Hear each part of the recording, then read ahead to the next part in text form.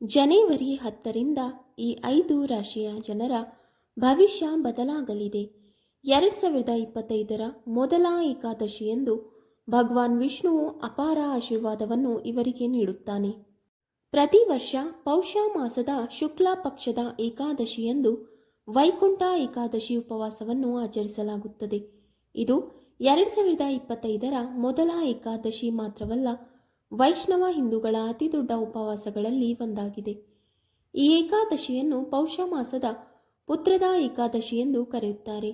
ಈ ಏಕಾದಶಿಯ ಸಂದರ್ಭದಲ್ಲಿ ವಿಶೇಷ ಯೋಗಗಳ ಸಂಯೋಜನೆಯು ರೂಪುಗೊಳ್ಳುತ್ತಿದೆ.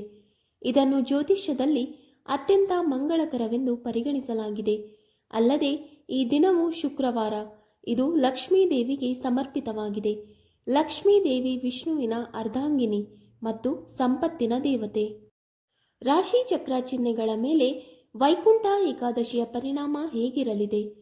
ವೈಕುಂಠ ಏಕಾದಶಿಯ ದಿನದಂದು, ಅಂದರೆ ಜನವರಿ 10ರಂದು, ಚಂದ್ರನು ವೃಷಭ ರಾಶಿಯಲ್ಲಿರುತ್ತಾನೆ. ಇದು ಅದರ ಉಚ್ಚ ರಾಶಿಯಾಗಿದೆ. ಆದರೆ ಸೂರ್ಯನು ಧನು ರಾಶಿಯಲ್ಲಿ ಸಾಗುತ್ತಾನೆ. ಜ್ಯೋತಿಷಿಗಳ ಪ್ರಕಾರ ಈ ಎಲ್ಲ ಯೋಗಗಳ ಸಂಯೋಜನೆಯು ಎಲ್ಲ ರಾಶಿಚಕ್ರದ ಚಿಹ್ನೆಗಳ ಮೇಲೆ ಬಹಳ ಉತ್ತಮ ಮತ್ತು ಆಳವಾದ ಪ್ರಭಾವವನ್ನು ಬೀರುತ್ತದೆ. ಆದರೆ ಭಗವಾನ್ ವಿಷ್ಣು ಮತ್ತು ತಾಯಿ ಲಕ್ಷ್ಮಿ 5 ರಾಶಿಚಕ್ರದ ಚಿಹ್ನೆಗಳ ಮೇಲೆ ವಿಶೇಷ ಆಶೀರ್ವಾದವನ್ನು ನೀಡುತ್ತಾರೆ. ಈ 5 ರಾಶಿಗಳ ಜನರು ಎಲ್ಲ ಕ್ಷೇತ್ರಗಳಲ್ಲಿ ಯಶಸ್ಸನ್ನು ಪಡೆಯುವ ಸಾಧ್ಯತೆಗಳಿವೆ. ಬನ್ನಿ ಈಗ ಆ 5 ಅದೃಷ್ಟದ ರಾಶಿಚಕ್ರ ಚಿಹ್ನೆಗಳು ಯಾವುವು ಎಂದು ತಿಳಿಯೋಣ. 1. ಮೇಷರಾಶಿ. ಮಹಾವಿಷ್ಣುವಿನ ಕೃಪೆಯಿಂದ ಮೇಷರಾಶಿಯವರಿಗೆ 2025ರಲ್ಲಿ ಹೊಸ ಅವಕಾಶಗಳು ಬರಲಿವೆ. ನಿಮ್ಮ ವೃತ್ತಿ ಜೀವನವು ಹೊಸ ಆಯಾಮಗಳನ್ನು ಮುಟ್ಟುತ್ತವೆ ಮತ್ತು ನಿಮ್ಮ ಆರ್ಥಿಕ ಪರಿಸ್ಥಿತಿಯಲ್ಲಿ ದೊಡ್ಡ ಸುಧಾರಣೆ ಇರುತ್ತದೆ. ಈ ಸಮಯವು ವ್ಯಾಪಾರ ಮತ್ತು ಉದ್ಯೋಗ ಎರಡಕ್ಕೂ ತುಂಬ ಅನುಕೂಲಕರವಾಗಿರುತ್ತದೆ. ವ್ಯಾಪಾರದಲ್ಲಿ ಹೂಡಿಕೆ ಉತ್ತಮ ಲಾಭವನ್ನು ನೀಡುತ್ತದೆ. ಉದ್ಯೋಗಸ್ಥರು ಬಡ್ತಿಯೊಂದಿಗೆ ಹೊಸ ಜವಾಬ್ದಾರಿಗಳನ್ನು ಪಡೆಯಬಹುದು. ಹೊಸ ಯೋಜನೆಗಳ ಕೆಲಸವನ್ನು ಪ್ರಾರಂಭಿಸಲು ಈ ಸಮಯವು ಅನುಕೂಲಕರವಾಗಿದೆ. ಕುಟುಂಬ ಮತ್ತು ಆರೋಗ್ಯ. ಮನೆಯಲ್ಲಿ ಶಾಂತಿ ಮತ್ತು ಸಂತೋಷದ ವಾತಾವರಣ ಇರುತ್ತದೆ. ಆರೋಗ್ಯದ ವಿಚಾರದಲ್ಲಿ ಜಾಗರೂಕರಾಗಿರಿ. ನಿಯಮಿತ ವ್ಯಾಯಾಮ ಮತ್ತು ಯೋಗವನ್ನು ಅಳವಡಿಸಿಕೊಳ್ಳುವುದರಿಂದ ನೀವು ಫಿಟ್ ಮತ್ತು ಶಕ್ತಿಯುತವಾಗಿರುತ್ತೀರಿ. 2. ಕರ್ಕರಾಶಿ. ವೈಕುಂಠ ಏಕಾದಶಿಯಂದು ರೂಪುಗೊಂಡ ಮಂಗಳಕರ ಯೋಗವು ಕರ್ಕ ರಾಶಿಯವರಿಗೆ ಆತ್ಮವಿಶ್ವಾಸ ಮತ್ತು ಯಶಸ್ಸಿನ ದಾರಿ ಮಾಡಿಕೊಡುತ್ತದೆ. ನಿಮ್ಮ ಸೃಜನಶೀಲ ಪ್ರಯತ್ನಗಳಿಗೆ ಮನ್ನಣೆ ದೊರೆಯುತ್ತದೆ. ಹೊಸ ಆಲೋಚನೆಗಳು ಮತ್ತು ಯೋಜನೆಗಳು ನಿಮಗೆ ಆರ್ಥಿಕ ಲಾಭವನ್ನು ತರುತ್ತವೆ. ಪಾಲುದಾರಿಕೆಯಲ್ಲಿ ಕೆಲಸ ಮಾಡಲು ಈ ಸಮಯ ಸೂಕ್ತವಾಗಿದೆ. ವ್ಯಾಪಾರದಿಂದ ಅಪಾರ ಸಂಪತ್ತು ದೊರೆಯಲಿದೆ. ಕುಟುಂಬದೊಂದಿಗೆ ಕಳೆದ ಕ್ಷಣಗಳು ಸಂಬಂಧಗಳನ್ನು ಬಲಪಡಿಸುತ್ತವೆ. ನಿಮ್ಮ ಸಾಮಾಜಿಕ ಪ್ರತಿಷ್ಠೆಯನ್ನು ಹೆಚ್ಚಿಸುವಿರಿ. ಈ ವರ್ಷ ಆರೋಗ್ಯದ ದೃಷ್ಟಿಯಿಂದ ಉತ್ತಮವಾಗಿರುತ್ತದೆ, ಆದರೆ ನಿಮ್ಮ ಆಹಾರವನ್ನು ಸಮತೋಲನದಲ್ಲಿಡಿ. 3. ತುಲಾರಾಶಿ. 2025ರಲ್ಲಿ ತುಲಾರಾಶಿಯವರಿಗೆ ಅದೃಷ್ಟವು ಸಂಪೂರ್ಣವಾಗಿ ಅನುಕೂಲಕರವಾಗಿರುತ್ತದೆ. ನಿಮ್ಮ ಬುದ್ಧಿವಂತಿಕೆ ಮತ್ತು ನಿರ್ಧಾರ ತೆಗೆದುಕೊಳ್ಳುವ ಸಾಮರ್ಥ್ಯ ಹೆಚ್ಚಾಗುತ್ತದೆ. ನೀವು ವೃತ್ತಿ ಮತ್ತು ವ್ಯವಹಾರ ಎರಡರಲ್ಲೂ ಯಶಸ್ಸನ್ನು ಪಡೆಯುತ್ತೀರಿ. ಉದ್ಯೋಗಿಗಳಿಗೆ ಬಡ್ತಿ ಮತ್ತು ಹೊಸ ಜವಾಬ್ದಾರಿಗಳಿಗೆ ಅವಕಾಶವಿರುತ್ತದೆ. ಉದ್ಯಮಿಗಳಿಗೆ ಈ ವರ್ಷ ಹೊಸ ಒಪ್ಪಂದಗಳು ಮತ್ತು ಪಾಲುದಾರಿಕೆಗಳಿಗೆ ಅನುಕೂಲಕರವಾಗಿದೆ.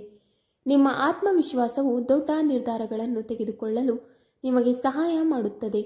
ಕುಟುಂಬ ಮತ್ತು ಸ್ನೇಹಿತರೊಂದಿಗಿನ ಸಂಬಂಧಗಳು ಬಲಗೊಳ್ಳುತ್ತವೆ. ನಿಯಮಿತ ವ್ಯಾಯಾಮ ಮತ್ತು ಸಮತೋಲಿತ ಆಹಾರವು ನಿಮ್ಮನ್ನು ಮಾನಸಿಕವಾಗಿ ಮತ್ತು ದೈಹಿಕವಾಗಿ ಆರೋಗ್ಯವಾಗಿರಿಸುತ್ತದೆ. 4. ಧನುರಾಶಿ. ವೈಕುಂಠ ಏಕಾದಶಿಯ ಶುಭಯೋಗವು ಧನುರಾಶಿಯವರಿಗೆ ಆತ್ಮವಿಶ್ವಾಸ ಮತ್ತು ಯಶಸ್ಸನ್ನು ನೀಡುತ್ತದೆ. ನೀವು ಶಿಕ್ಷಣ ಮತ್ತು ವೃತ್ತಿಯಲ್ಲಿ ಯಶಸ್ಸನ್ನು ಪಡೆಯುತ್ತೀರಿ. ಈ ವರ್ಷ ವಿದ್ಯಾರ್ಥಿಗಳಿಗೆ ಮತ್ತು ವೃತ್ತಿ ಜೀವನದಲ್ಲಿ ಬದಲಾವಣೆಯನ್ನು ಬಯಸುವವರಿಗೆ ಅತ್ಯುತ್ತಮವಾಗಿದೆ ಎಂದು ಸಾಬೀತುಪಡಿಸುತ್ತದೆ. ನಿಮ್ಮ ಯೋಜನೆಗಳು ಮತ್ತು ಪ್ರಯತ್ನಗಳು ಯಶಸ್ವಿಯಾಗುತ್ತವೆ. ಧಾರ್ಮಿಕ ಮತ್ತು ಸಾಮಾಜಿಕ ಕಾರ್ಯಗಳಲ್ಲಿ ಭಾಗವಹಿಸುವ ಮೂಲಕ ನೀವು ಗೌರವವನ್ನು ಪಡೆಯುತ್ತೀರಿ. ಮನೆಯ ವಾತಾವರಣವು ಆಹ್ಲಾದಕರವಾಗಿರುತ್ತದೆ. ಕುಟುಂಬದ ಹಿರಿಯರ ಆರೋಗ್ಯ ಸುಧಾರಿಸಲಿದೆ. ನೀವು ನಿಮ್ಮ ಆಹಾರದ ಬಗ್ಗೆ ವಿಶೇಷ ಕಾಳಜಿಯನ್ನು ತೆಗೆದುಕೊಳ್ಳಬೇಕು ಮತ್ತು ನಿಮ್ಮ ಬಿಡುವಿಲ್ಲದ ವೇಳಾಪಟ್ಟಿಯ ಹೊರತಾಗಿಯೂ ನಿಮ್ಮನ್ನು ಫಿಟ್ ಆಗಿರಿಸಲು ಕ್ರಮಗಳನ್ನು ಅಳವಡಿಸಿಕೊಳ್ಳಬೇಕು. 5. ಮೀನರಾಶಿ. ಭಗವಾನ್ ವಿಷ್ಣುವಿನ ವಿಶೇಷ ಅನುಗ್ರಹದಿಂದ ಈ ವರ್ಷ ಮೀನರಾಶಿಯವರಿಗೆ ಹೊಸ ಸಾಧ್ಯತೆಗಳನ್ನು ತುಂಬಲಿದೆ. ವೃತ್ತಿ ಜೀವನದ ಕಾರಣದಿಂದಾಗಿ ನಿಮ್ಮ ಆರ್ಥಿಕ ಪರಿಸ್ಥಿತಿ ಸುಧಾರಿಸುತ್ತದೆ.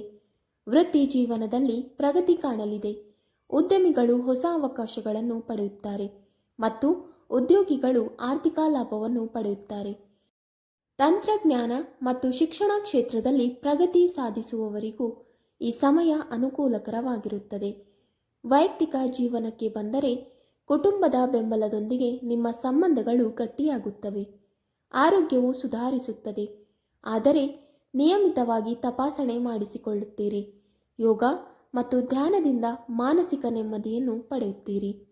ವೀಕ್ಷಕರೇ, ನಿಮಗೆ ಈ ಮಾಹಿತಿ ಇಷ್ಟವಾದಲ್ಲಿ ವಿಡಿಯೋಗೆ ಲೈಕ್ ಮಾಡಿ, ಶೇರ್ ಮಾಡಿ ಹಾಗೂ ಕಮೆಂಟ್ ಮಾಡಿ. ಇಂತಹ ಮುಂದಿನ ವಿಡಿಯೋಸ್ಗಳಿಗಾಗಿ ನಮ್ಮ ಚಾನಲನ್ನು ಸಬ್ಸ್ಕ್ರೈಬ್ ಮಾಡಿ. ಧನ್ಯವಾದಗಳು.